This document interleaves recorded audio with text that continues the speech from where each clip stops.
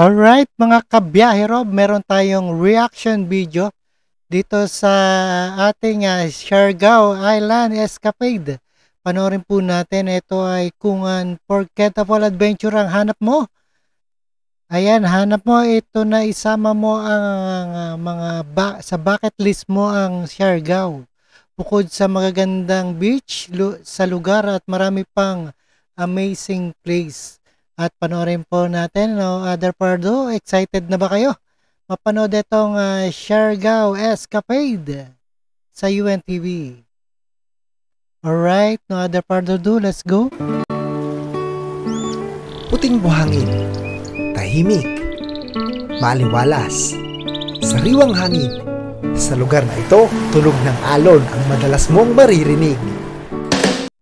This time mga kasambahay, ay ipapasyal namin kayo sa isang dinarayong isla dito sa Mindanao. Kaya fasten your seatbelt because here we go!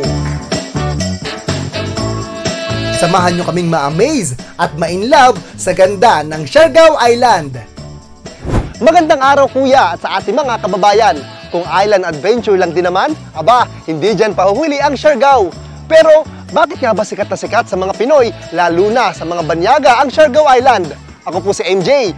Tara, samahan niyo po ako sa aking trip to Siargao Island. Nasasakop ng probinsya ng Surigao del Norte ang Siargao. Nakaharap ito sa karagatang Pasipiko kaya malalakas ang hampas ng alon dito. Paborito rin itong puntahan ng mga surfers mula sa iba't ibang bansa. Kaya naman kilala ang Siargao bilang surfing capital of the Philippines. Hindi na ganoon kahirap puntahan ang Siargao Island dahil sa mismong isla ay mayroon ng direct flight. Pero kung gusto mo namang masulit ang iyong travel experience, pwede ka rin namang mag-land travel. Mula Butuan City, kinakailangan mo maglakbay ng mahigit 2 oras bago marating ang Surigao Seaport. Mula naman rito, maaari ka namang sumakay ng fast craft papuntang Siargao sa halagang 390 pesos per head. Tandaan lang na isa sa mga travel requirements papuntang Siargao ay ang COVID-19 vaccination card. Huwag lang kalimutang magdala ng valid ID.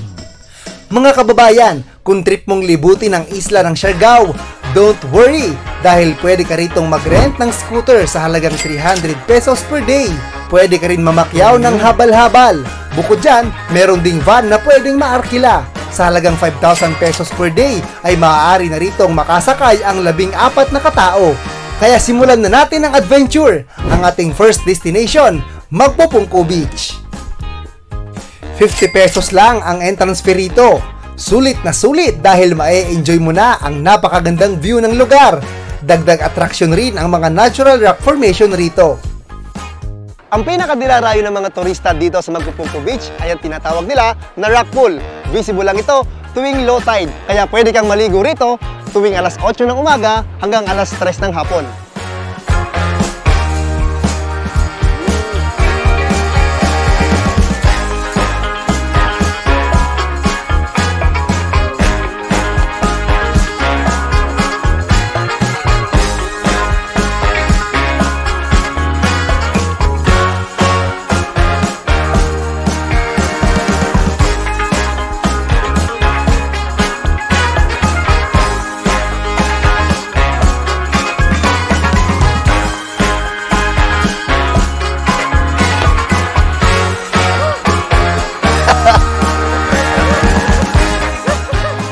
Siyempre, sa family bonding, hindi mawawala ang picture taking.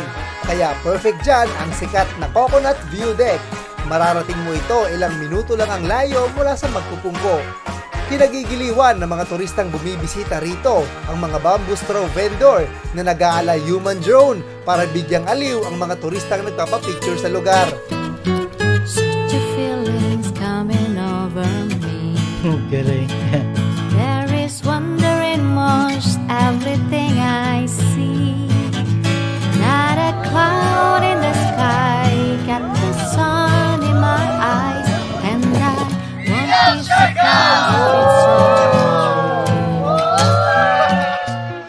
At dahil surfing capital ang Siargao, puntahan naman natin ang pinakadinarayo ng mga turista rito, ang Cloud9. Matatagpuan ito sa bayan ng General Luna. Every month of September talaga dinadayo ng mga surfers itong Cloud9 dahil sa mga ganitong buwan nga ay malalaki na yung hampas ng alon dito.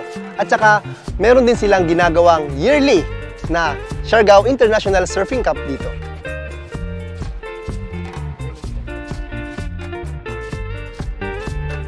Para naman sa mga turistang nais pang magstay sa Siargao, dito lang din sa General Luna ay marami kang pagpipiliang resorts, hotels at dormitories na bukas 24 hours para sa mga turista.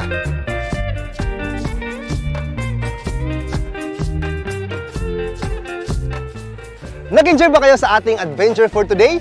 Well, ilan lang to sa maaari nyo puntahan dito sa Siargao dahil marami pang tourist attraction ang makikita nyo rito. Kaya kung plano nyong mag-get together with your family and friends, isama na sa inyong bucket list ang Siargao Island. Hanggang dito na lang muna mga kababayan. Tandaan, always start your day with a prayer para palagi po tayong samahan ng Diyos sa ating mga paggawa. Ako po si MJ at Alright, yan, napanood natin ang travel guide ng Siargao Island Escapade. At puntahan nyo sa ito ay unforgettable experience or adventure ang hanap mo. At maraming salamat sa inyong lahat and peace out.